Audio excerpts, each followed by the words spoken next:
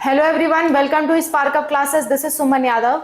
आज की वीडियो में हम डिस्कस करने वाले हैं नीट 2026 की पूरी जानकारी ए टू जेड। हर एक चीज आपको बता दूंगी जो कि आपके लिए जानना जरूरी है। और ये चीज जानने के बाद आप आराम से अपनी तैयारी करिए, फिर सीधा फॉर्म जब आएगा तो एक्टिव रहिएगा। ठीक है, इस अपडेट्स के मामले में तो सारी चीजें मैं आपको बता दे रही हूँ नीट 2026 से रिलेटेड ए टू जेड। जैसे कि पेपर पैटर्न क्या है, एग्जाम ड्यूरेशन क्या है, एग्जाम किस लेवल का आएगा, एग्जाम कौन कौन से मीडियम में होता है, एग्जाम का फॉर्म कब आता है, फॉर्म की फीस कितनी लगती है, ये सारी चीजें, कट ऑफ कितनी जाती है, काउंसलिंग क्या होती है, एडमिशन कैसे होता है, स्कोर कार्ड कैसे होता है, एग्जाम की डेट क्या है, सब कुछ ए टू जेड आज के वीडियो में मैं आपको बताने वाली हूँ। Let's start. देखिए, सबसे पहले बात कर रहे हैं हम नीट 2026 की। नीट 2026 नीट 2026 की अगर हम बात करें तो ये एग्जाम किस किस कोर्स के लिए होता है आपके लिए जानना जरूरी है। मैं मेंशन कर देती हूँ, हालांकि आपको पता ही होगा, लेकिन फिर भी मेरा काम है ए टू जेड डिटेल्स बता रही हूँ तो एक एक चीज लेकर के बताऊं। नीट के अंतर्गत कौन कौन से कोर्सेज आते हैं। सबसे फेमस कोर्स है आपका MBBS, सबसे टॉप लेवल का। उसके बाद होता है आपका BDS, BVSC और आपका BAMS। ये तीनों एक लेवल के होते हैं। मतलब कोई BDS ज़्यादा पसंद करता है, कोई BVSC, कोई BAMS, पर इन तीनों का लेवल आप देखोगे तो सेम है। नेक्स्ट, हाँ, काम बिल्कुल अलग अलग है। नेक्स्ट, तीसरी बात करूँ तो इसके बाद जो आपका कोर्स होता है वो होता है BUMS, और इसके बाद जो कोर्स होता है वो होता है आपका BHMS। BHMS के बाद जो कोर्स होता है आपका होता है BSMS। ये सिर्फ साउथ में फेमस है, साउथ के जो स्टेट्स हैं वहाँ पे फेमस है, जैसे कि केरला, तमिलनाडु, यहाँ पे वो फेमस है। नेक्स्ट, लास्ट जो है, not last, second last, B pharma Ayurveda, B pharma Ayurveda. और जो एकदम लास्ट वाला है वो है आपका BSc नर्सिंग। इन कोर्सेज में एडमिशन जो है वो आपके नीट के एग्जाम से होता है। ठीक है, प्लस अगर आप MNS में ज्वाइन करना चाहते हो, यानी कि मिलिट्री नर्सिंग सर्विस में जाना चाहते हो, तो भी आपको नीट का एग्जाम देना पड़ता है। उसके बाद उसका खुद का एग्जाम होता है। तो ये तो कोर्सेज की बात हो गई कि इतने तरह के कोर्सेज इसमें आते हैं। तो आप एक एग्जाम से इतने कोर्सेज को आप टारगेट कर सकते हो। मतलब आपने एक बार नीट 2026 का एग्जाम दिया, आप इतने कोर्सेज के लिए एलिजिबल हो जाओगे। देखिए, नीट में पासिंग मार्क्स जिसे आप कहते हो, पासिंग मार्क्स क्या होगी, passing marks, passing marks, passing marks का ही दूसरा नाम होता है क्वालिफाइंग मार्क्स, क्वालिफाइंग मार्क्स। यानी कि कम से कम इतना मार्क्स आपको लाना पड़ेगा तभी आप नीट में नीट से किसी भी चीज़ में एडमिशन ले सकते हो। क्योंकि नीट के थ्रू आपके गवर्नमेंट कॉलेज भी आते हैं, प्लस आपके प्राइवेट कॉलेज भी आते हैं। सो आपको चाहे प्राइवेट चाहे गवर्नमेंट किसी में भी एडमिशन लेना हो, इसके सिर्फ और सिर्फ गवर्नमेंट होते हैं।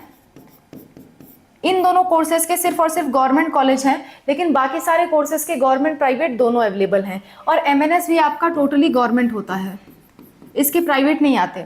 सो बाकी सबके प्राइवेट कॉलेज, तो चाहे आपको प्राइवेट लेना हो या गवर्नमेंट लेना हो, उस केस में आपके पास पासिंग मार्क्स या क्वालिफाइंग मार्क्स होना जरूरी है। अगर पासिंग मार्क्स या क्वालिफाइंग मार्क्स नहीं है तो आप नीट के एडमिशन नहीं ले पाओगे। चाहे जितना भी आप पैसा दे लो, एडमिशन नहीं ले पाओगे। इनफैक्ट विदेशों में भी एडमिशन नहीं ले पाओगे अगर आप क्वालिफाई नहीं होते हो। तो पासिंग मार्क्स जान लो। अगर हम बात करें 2024 की, तो 2024 में जो पासिंग मार्क्स थे, 2024 में जो पासिंग मार्क्स थे वो थे 162 फॉर जनरल, और बाकी लोगों के लिए था आपका 127 फॉर अदर्स। ठीक है, कई बार ये इसे लोग 164 भी कह रहे थे, तो 162 164 तक गया था। बात करें अगर 2025 की, 2025 की, तो इसमें जो क्वालिफाइंग मार्क्स थे वो थे आपके 144 फॉर जनरल और 115 फॉर अदर्स। ये कुछ रहा था क्वालिफाइंग मार्क्स। मतलब इतना कम से कम मार्क्स हो या इससे ज़्यादा हो तभी आप एडमिशन ले पाओगे नीट से, वरना नहीं ले पाओगे। और अगर बात करें 2026 की, 2026 में क्या सिनेरियो रहने वाला है, तो इसका एक अंदाज मैं आपको बता देती हूँ कि अगर आपको सेफ रहना है, ठीक है, अगर आपको सेफ रहना है, पेपर मीडियम लेवल का आया, बहुत ईजी नहीं, बहुत टफ नहीं, मीडियम लेवल का आया, तो जनरल वालों के जो कट ऑफ है वो 150 के लगभग जाएगी, और जो अदर्स की कट ऑफ है, अदर्स उनके जो कट ऑफ है 130 के लगभग जाएगी। तो ये कट ऑफ के लिए आप थोड़ा सा रेडी रहना कि कम से कम इतने मार्क्स आप सिक्योर करो, तभी आप एडमिशन ले पाओगे नीट के जरिए। इतना चीज आपको मालूम होना चाहिए। तो मैंने कोर्स बता दिए, पासिंग मार्क्स बता दी। पासिंग मार्क्स कट ऑफ नहीं है, कट ऑफ दूसरी चीज होती है, पासिंग मार्क्स दूसरी चीज होती है। पासिंग मार्क्स या क्वालिफाइंग मार्क्स मतलब ये कि हाँ चलो पास है, काउंसलिंग करा सकते हो, अभी काउंसलिंग भी समझाऊंगी। हाँ चलो पास है, हम काउंसलिंग करा लेंगे। लेकिन अगर इतना नहीं है तो आप पास भी नहीं कहलाओगे, आप फेल कहलाओगे, आपको दोबारा देना ही पड़ेगा और कोई रास्ता नहीं है अगर फेल हो तो। ठीक है, तो पासिंग मार्क्स का सिर्फ इतना सा मतलब है। अब कट ऑफ की अभी हम बात करेंगे, पर उससे पहले फॉर्म के डेट वगैरह की बात कर ले। जो नीट है, नीट 2026, नीट 2026 का जो एप्लीकेशन फॉर्म होता है, फॉर्म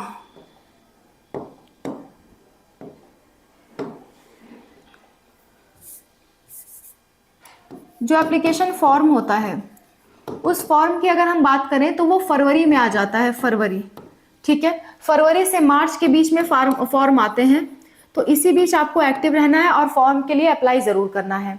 और एग्जाम की अगर बात करें, एग्जाम आपका 2 मई को होगा 2026। देखिए, मई में पहले हफ्ते में जो भी पहला संडे पड़ता है उस दिन एग्जाम होता है। हर साल का यही नियम है कि मई में पहला संडे जो होगा उसी दिन एग्जाम होगा। सो मई में पहला संडे इस बार 3 तारीख को आ रहा है, तो 3 मई 2026 को आपका एग्जाम होना तय है। ठीक है, अच्छा अगर बात करें पेपर के मीडियम की,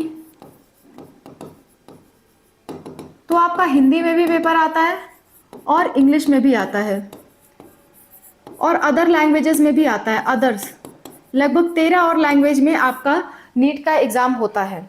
अच्छा, अगर किसी ने फॉर्म भरते वक्त हिंदी डाला है तो उसका जो पेपर होगा उसमें हिंदी और इंग्लिश दोनों लिखा होगा, हिंदी प्लस इंग्लिश दोनों देखने को मिलेगा। लेकिन अगर आप इंग्लिश डाल रहे हो तो ओनली इंग्लिश ही पेपर में लिखा होगा, हिंदी में ट्रांसलेट करके नहीं लिखा होगा, इस बात का ध्यान रहे।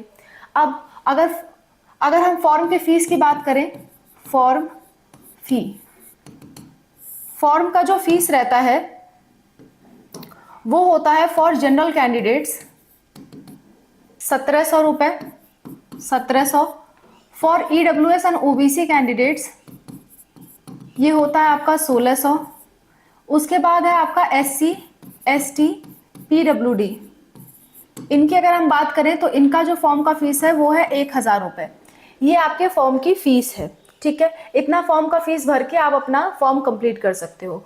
फॉर्म कंप्लीट करने में क्या क्या लगेगा वो भी मैं अभी बताती हूँ। मैंने फॉर्म का आपको डेट बता दिया, एग्जाम का डेट बता दिया, मीडियम बता दिया। अब इसके ड्यूरेशन बता देती हूँ कि कितनी ड्यूरेशन का एग्जाम होता है। ड्यूरेशन जो है वो आपकी 3 आवर्स की रहेगी। 3 घंटे का आपका एग्जाम होगा, यानी कि 180 मिनट मिलेंगे आपको, 80 मिनट मिलेंगे आपको। और क्वेश्चंस के नंबर बताऊं तो क्वेश्चंस भी आपके 180 ही होते हैं, यानी कि 1 मिनट में एक क्वेश्चन आपको सॉल्व करना होता है। अब ये 180 क्वेश्चन कैसे हैं समझाती हूँ। देखो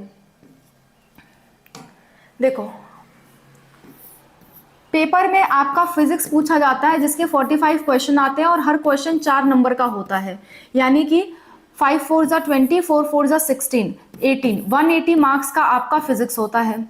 ठीक है, इसी तरह से केमिस्ट्री के भी 45 क्वेश्चन होते हैं और हर एक क्वेश्चन 4 नंबर का होता है, यानी कि 180 मार्क्स का आपका होता है। ठीक, इसके बाद होती है बायोलॉजी। बायो में जूलॉजी बॉटनी दोनों आता है और इसके टोटल 90 क्वेश्चन होते हैं। लगभग 45 जूलॉजी के होंगे, लगभग 45 बॉटनी के होंगे और इसके भी 4 नंबर जोड़े जाते हैं तो 360। अगर टोटल मार्क्स देखा जाए तो 720 मार्क्स का आपका पेपर होता है, 720। और 720 में से मैंने जैसे यहाँ बताया था, 720 में से अगर आप इतने मार्क्स ले आते हो तो आप क्वालिफाई कहलाओगे। और 2026 के लिए 150 कम से कम टारगेट करिए जनरल वाले, इससे प्लस ही रहे, इससे माइनस ना रहे। ठीक है, एटलीस्ट इतना टारगेट करो। तो ये आपका हो गया फॉर्म फीस से रिलेटेड, फॉर्म एग्जाम की ड्यूरेशन से रिलेटेड। और इसमें जो सिलेबस है, जो नीट का सिलेबस है, नीट का सिलेबस है आपका, उसमें 11th प्लस 12th कंप्लीट आता है। 11th प्लस 12th का कौन सा subject? PCB, physics chemistry biology. अगर आपको नीट के डिटेल सिलेबस पे वीडियो चाहिए फिजिक्स केमिस्ट्री बायोलॉजी तीनों का, तो आप कमेंट करिएगा, बहुत जल्द हम उस पर भी वीडियो अपलोड कर देंगे। ओके, सो नीट का सिलेबस की बात हो गई, आगे बात कर लेते हैं। आगे जो है फॉर्म भरते वक्त फॉर्म फिलिंग में कौन कौन से डॉक्यूमेंट लगेंगे, फॉर्म फिलिंग डॉक्यूमेंट्स, और ये डॉक्यूमेंट आपको पहले से बनवाना होगा। फॉर्म फिलिंग डॉक्यूमेंट्स, कौन कौन से डॉक्यूमेंट लगेंगे फॉर्म फिलअप करने में। नंबर 1, एक तो आपका आधार कार्ड की जरूरत पड़ेगी।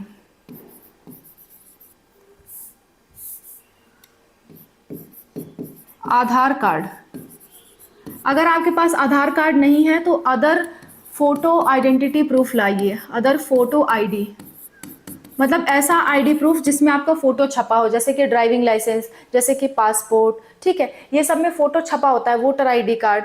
तो अगर आधार कार्ड नहीं है तो उनको आप यूज कर सकते हैं, लेकिन कोशिश करिए आधार कार्ड रहे, ज्यादा अच्छा रहेगा। दूसरा आपको जरूरत पड़ेगी फोटोज की। फोटोज 2 प्रकार की होती हैं, एक पोस्ट कार्ड साइज और एक होती है पासपोर्ट साइज।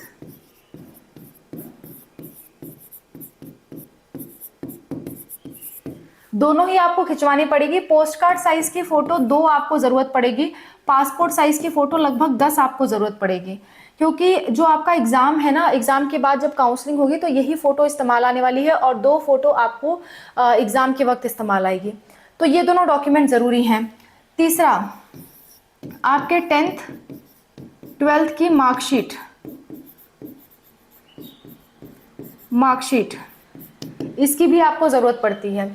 और चौथा, देखिए कई लोग ऐसे हैं जिनका 12th अभी अपियरिंग में है, वो मतलब हो सकता है इस साल 12th का एग्जाम दे रहे हो, 2026 में पास आउट होंगे, तो यहाँ पे ऑप्शन मिलता है अपियरिंग तक का, तो आपको मार्कशीट की डिटेल नहीं भरनी पड़ती, ठीक है। चौथा है आपका कास्ट सर्टिफिकेट। अगर आप जनरल हो तो आपको कास्ट सर्टिफिकेट की जरूरत नहीं है, लेकिन अगर आप ईडब्ल्यूएस हो, अब कई लोग सवाल करते हैं कि ईडब्ल्यूएस क्या है। ईडब्ल्यूएस मतलब ऐसे जनरल कास्ट के लोग जो पैसों से बहुत कम है, थोड़े गरीब हैं, इकोनॉमिकली वीकर सेक्शन है, तो उनको थोड़ी छूट दी जाती है, ठीक है। अच्छा, इसके बाद आपका ओबीसी अगर है तो उसका भी आपको कास्ट सर्टिफिकेट बनाना होता है, और ये दोनों सर्टिफिकेट 1 अप्रैल 2024 के बाद 2025 के बाद के होने चाहिए, यही फॉर्म में इस्तेमाल होगा। और जब काउंसलिंग होगी तो दोबारा से आपको इसे बनवाना पड़ेगा 1 अप्रैल 2026 के बाद का, ठीक है। इसके बाद आपका SC ST का सर्टिफिकेट होता है, उसमें कोई डेट मेंशन नहीं होती है, आप चाहे जब का हो लगा सकते हो। अच्छा, नेक्स्ट बात ये कि कास्ट सर्टिफिकेट के अलावा अगर आपके पास कोई अदर सर्टिफिकेट है, जैसे कि आर्मी का कोटा है या NCC का कोटा है, तो वो भी आप अप्लाई कर सकते हो, ठीक है। आगे बढ़ते हैं। इसके बाद भी आपको बहुत सारे डॉक्यूमेंट की जरूरत पड़ती है, पर वो आपको काउंसलिंग के वक्त पड़ेगी, अभी आपको बनवाने की उनको जरूरत नहीं है, ठीक है। तो अभी क्या क्या जरूरी है, अभी जो डॉक्यूमेंट मैंने बताया उतना डॉक्यूमेंट आपके लिए जरूरी है। प्लस एक और चीज याद रखिएगा कि जब आप नीट का फॉर्म भर रहे हो तो फॉर्म भरने के बाद फॉर्म का प्रिंट आउट जरूर ले लीजिएगा। प्रिंट आउट ये आपकी काउंसलिंग में काम लगता है और इसे बहुत संभाल के रखिएगा, ठीक है। उसके बाद आपका एडमिट कार्ड आएगा। एडमिट कार्ड की 2 कॉपी जरूर रखिएगा।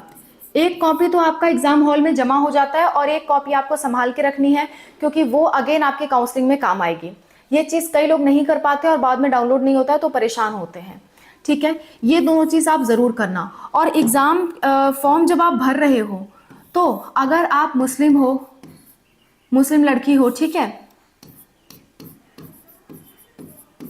मुस्लिम लड़की हो, या फिर अगर आप सिख लड़के हो, ठीक है, या फिर कोई आपका स्पेशल ड्रेस है जिसे आप उतार नहीं सकते, क्योंकि चेकिंग में ड्रेस कोड लगता है। ड्रेस कोड अगर आप नहीं पहन रहे हो, जैसे सिख लोग पगड़ी लगाते हैं, वो ड्रेस कोड में नहीं आता।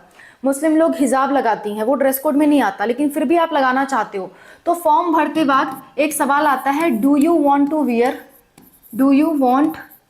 टू वियर कस्टम ड्रेस, या फिर एक ऐसा ही मिलता जुलता सवाल आता है कि क्या do you want to follow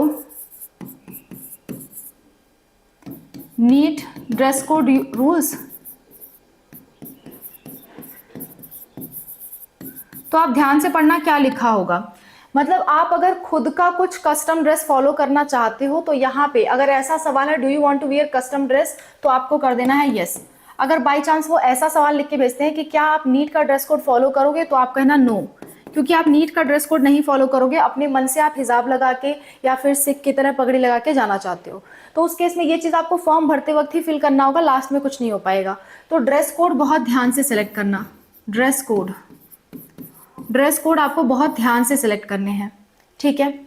अगली बात हम करें नीट के फॉर्म से रिलेटेड, तो अगली बात ये है कि नीट का फॉर्म आ गया, आपने एग्जाम दे लिया, एग्जाम के बाद आपका रिजल्ट आता है। रिजल्ट अक्सर करके आपका 14 जून से 14 जुलाई के बीच में आ जाता है। 14 जून से 14 जुलाई के बीच में आपका रिजल्ट आ जाता है, ये कुछ नियम रहता है। और इसके बाद शुरू होती है आपकी काउंसलिंग। इसके बाद क्या शुरू होती है? काउंसलिंग का मतलब होता है एडमिशन की प्रोसेस। काउंसलिंग अगर आप नहीं कराओगे तो एडमिशन कैसे करा सकते हो? काउंसलिंग जरूरी होता है एडमिशन कराने के लिए। मतलब काउंसलिंग का मतलब यह है कि एडमिशन की एक प्रक्रिया, और काउंसलिंग के दौरान आपको पैसे पे करने पड़ते हैं और अलग अलग जगह के अलग अलग चार्जेस हैं। मैं आपको समझाती हूँ कैसे चार्जेस हैं। अगर आप गवर्नमेंट कॉलेज के लिए जा रहे हो और गवर्नमेंट में MBBS के लिए जा रहे हो या BDS के लिए जा रहे हो या BSc नर्सिंग के लिए जा रहे हो, तो ये तीनों काउंसलिंग एक ही साथ होती है। कौन कराता है? MCC, all India quota. ये तीनों काउंसलिंग एक साथ होती हैं और इसकी जो फीस है वो है आपकी 1000 रुपये रजिस्ट्रेशन फीस और आपकी 10,000 रुपये सिक्योरिटी मनी, यानी कि टोटल 11,000 रुपये आपको देना पड़ता है इसकी काउंसलिंग कराने के लिए। 10,000 वापस आ जाते हैं, 1,000 कट जाता है, ठीक। अच्छा, इसी तरह से अगर आप government MBBS BDS state quota से करना चाहते हो, यानी कि स्टेट से, अपने खुद के स्टेट से करना चाहते हो, तो उस केस में आपकी अगेन 1,000 से 2,000 के बीच में रजिस्ट्रेशन फीस रहती है। अलग अलग जगह का अपना अलग अलग हिसाब है। और सिक्योरिटी मनी जो रहती है वो आपकी 10,000 से लेकर के आपकी 30,000 के बीच में रहती है। जैसे यूपी का बताऊं तो 30,000 रुपये सिक्योरिटी मनी है, ठीक है। ऐसा कुछ होता है। अगर आप प्राइवेट की तरफ जाते हो, प्राइवेट, चलो गवर्नमेंट पहले BHMS की बात कर लेते हैं। गवर्नमेंट आयुष कोर्सेज, आयुष मतलब क्या? A for BAMS, Y for BNYS, U for BUMS, S for सिद्धा मेडिसिन और H फॉर होम्योपैथिक। अगर आप इसके लिए जानते हो तो अगेन आपको ऑल इंडिया कोटा काउंसलिंग में आपको 10,000 रुपये सिक्योरिटी मनी देने होते हैं, प्लस 1,000 रुपये रजिस्ट्रेशन का लगता है, ठीक है। अच्छा, इसके बाद अगर आप स्टेट कोटा में जाते हो तो वही बात है कि स्टेट वाइज अलग अलग हो सकता है। इसके बाद बात कर लेते हैं प्राइवेट कॉलेज की। प्राइवेट की अगर हम बात करें तो MBBS में जनरली 2 लाख रुपए की फीस लगती है सिक्योरिटी मनी और 5,000 रजिस्ट्रेशन का लगता है। ये 5,000 वापस नहीं आएंगे, लेकिन 2 लाख आपको वापस आ जाते हैं। कुछ स्टेट में इवन 5 लाख लगता है, जैसे कि राजस्थान में 5 लाख लगता है सिक्योरिटी मनी, ठीक है। दूसरा है आपके पास BDS कोर्स की अगर बात करें तो इसकी 1 लाख रुपए सिक्योरिटी फीस है और अगेन 5,000 रुपये रजिस्ट्रेशन का लगेगा, ठीक है। इसके बाद नर्सिंग तो प्राइवेट होता नहीं है, तो डायरेक्ट हम आ जाते हैं आयुष कोर्सेज पे। आयुष कोर्सेज की बात करें तो इसमें 50,000 रुपये की सिक्योरिटी लगती है और 1,000 से 2,000 के बीच में आपका रजिस्ट्रेशन फीस लगता है। इतनी बात समझ में आ गई? तो हमने कई सारी चीजें डिस्कस कर ली हैं, आगे भी और बढ़ते हैं हम। तो काउंसलिंग की ये फीस होती है और उसके बाद काउंसलिंग शुरू होती है। काउंसलिंग का मतलब सिंपल सा ये फंडा है कि आपको कॉलेज भरना होता है कि आपको कौन कौन से कॉलेज चाहिए, क्योंकि ऑल ओवर इंडिया MBBS के, BDS के, नर्सिंग के बहुत सारे कॉलेजेस हैं। तो आपको उनमें से कौन सा लेना है ये आप सेलेक्ट करते हो चॉइस फिलिंग में, काउंसलिंग में, ठीक है। तो ये करने के बाद ही आपको अच्छा कॉलेज मिल पाता है और ये आपको बहुत ध्यान से करना होता है, ठीक है। अब सबसे बड़ा सवाल ये उठता है कि प्रिपरेशन कैसे करें, तैयारी कैसे करें, तैयारी कैसे करें। तो प्रिपरेशन की बात करूँ तो आप हमारे चैनल पे भी तैयारी कर सकते हो स्पार्क अप स्टडी पे। स्पार्क अप स्टडी नाम से चैनल है हमारा एक, उसे आप सब्सक्राइब कर सकते हो। और ये हमारा अभी न्यू चैनल है, बहुत पुराना नहीं हुआ है। इस पे हम लोग धीरे धीरे करके हर एक वीडियो डाल रहे हैं। तो स्पार्क अप स्टडी पे आप फ्री प्रिपरेशन कर सकते हो, सारी वीडियोस आपको फ्री देखने को मिलेंगी, फ्री वीडियोस इस पे मिलेंगी आपको। तो आप अपनी आराम से प्रिपरेशन कर सकते हो। हम थ्योरी पे पढ़ाएंगे, क्वेश्चन प्रैक्टिस भी करा रहे हैं, ठीक है। तो ये काम आप कर सकते हो, स्पार्क अप स्टडी से प्रिपरेशन कर सकते हो। दूसरा, अगर आपको अपडेट चाहिए, बार बार अपडेट चाहिए होता है, तो आप नीट 2026 के लिए हमने एक प्लेलिस्ट बना रखी है, उसको आप सेव कर लो। ये आपको मिलेगा स्पार्क अप क्लासेस पे, जो आप अभी देख रहे हो चैनल, ये आपको स्पार्क अप क्लासेस उसी चैनल पे देखने को मिलेगा। तो इसको आप सेव करके रख लीजिए, नीट 2026 की प्लेलिस्ट। इसमें हम सारी की सारी अपडेट्स आपको प्रोवाइड करते रहेंगे, ठीक है, क्यों, ताकि आपको थोड़ा कंफर्म रहे, ठीक है। हालांकि अभी हम इसे बहुत अच्छे से फॉलो नहीं कर पा रहे, पर हमारी प्लानिंग है जल्दी ये चीज़ फॉलो होने लगेगी। फिजिक्स की बात करें तो फिजिक्स आपका हिंदी मीडियम में 7 बजे लेक्चर अपलोड होगा, 7 AM। और फिजिक्स ही आपका इंग्लिश मीडियम में, इसका जो होगा वो आपका 9 AM को अपलोड होगा। इसके बाद आपका केमिस्ट्री अगर हिंदी मीडियम की बात करें तो वो आपका 11 AM पे अपलोड होगा, ठीक है। फिर बात करते हैं केमिस्ट्री इंग्लिश मीडियम की, ये आपका अपलोड होगा 3 PM पे। उसके बाद बात कर लेते हैं बायोलॉजी इंग्लिश मीडियम की, सॉरी बायोलॉजी हिंदी मीडियम का, ये आपका अपलोड होगा 5 बजे। उसके बाद अगर बात करें बायोलॉजी इंग्लिश मीडियम, तो ये आपका अपलोड होगा 9 बजे। ये सारे हमारे अपलोडिंग के टाइम हैं। और बीच बीच में और संडे को गैप रहेगा, संडे हॉलीडे रहेगा आप सबका। संडे को नो वीडियोस, संडे को कोई वीडियो नहीं मिलेगी, आप सबका हॉलीडे रहेगा, ठीक है। ये सारा पैटर्न हम फॉलो करने की कोशिश करें, कुछ दिनों में अपने आप हम फॉलो करने लगेंगे इसे। तो ये हमारा कुछ पैटर्न है। और बीच बीच में आपको एक्स्ट्रा टॉपिक से रिलेटेड जो आपके लिए जानना ज़रूरी है, उसके भी हम वीडियो डालते रहेंगे, ठीक है। तो ये काम आप कर सकते हो। बाकी अगर आपको कोई समस्या आए कि मान लेते हैं नीट का पूरा आप एग्जाम दे रहे हो और गाइडेंस से रिलेटेड परेशान हो, कहीं हमसे फॉर्म ना छूट जाए या कौन कौन सा अदर फॉर्म भरना है, तो आप उस समय 8957391589 इस पे आप व्हाट्सएप मैसेज कर सकते हो। हम आपको QR कोड भेजेंगे, QR कोड पे पेमेंट करके आप हमसे गाइडेंस ले सकते हो, या फिर उस दौरान का पूरा पैकेज ले सकते हो कि हाँ उस टाइम मैम आप अपडेट देते रहिएगा। वैसे मेरा आपको सलाह होगा जो 2026 की प्लेलिस्ट है उसे सेव कर लीजिए, उसमें लगातार आपको अपडेट मिलते रहेंगे। पर फिर भी आप चाहते हो मैं आपको अपडेट देते रहूँ पर्सनली, तो उस केस में आप इस नंबर पे संपर्क कर सकते हो। QR कोड मैं भेजूंगी आपको, पेमेंट के बाद आप हमसे संपर्क में रहोगे जब तक आपका एग्जाम या जब तक काउंसलिंग नहीं हो जाती। तो ये चीज़ हम कॉल पे डिसाइड कर लेंगे अगर आप एग्री हो तो। अदरवाइज यूट्यूब चैनल है ही, हम लोग लगातार उस पर अपडेट दे ही रहे हैं, ओके। तो ये सारी कुछ बातें हैं। I hope this video is helpful for you. कोई भी कोर्स ऐसा है जिसको आपको बात समझ में नहीं आई, तो उन कोर्सेज पे आप सर्च कर सकते हो, वो कोर्स डालिए और लिखिए डिटेल्स स्पार्क अप क्लासेस, जैसे कि BA MS details spark up classes, ऐसे आप डालेंगे तुरंत हमारी वीडियो आपके सामने आ जाएगी। सो किसी तरह की कोई दिक्कत, कोई परेशानी होती है, कमेंट में मेंशन करिए। मैं और अनूप सर आपकी हेल्प के लिए हमेशा तैयार हैं। और इसमें कोई चीज़ रह गई हो जो आप मेंशन कर सकते हो कि मैम ये भी बता देते तो अच्छा रहता, तो आप कमेंट में मेंशन कर दीजिए। इसके आपकी भी जानकारी में वृद्धि होगी और दूसरे लोग भी इससे अपडेट हो सकेंगे, ओके। मेरी समझ से जितना चीज़ें था मैंने सब कुछ बता दिया। That's all, thank you so much for watching, wish you all the best, bye, take care.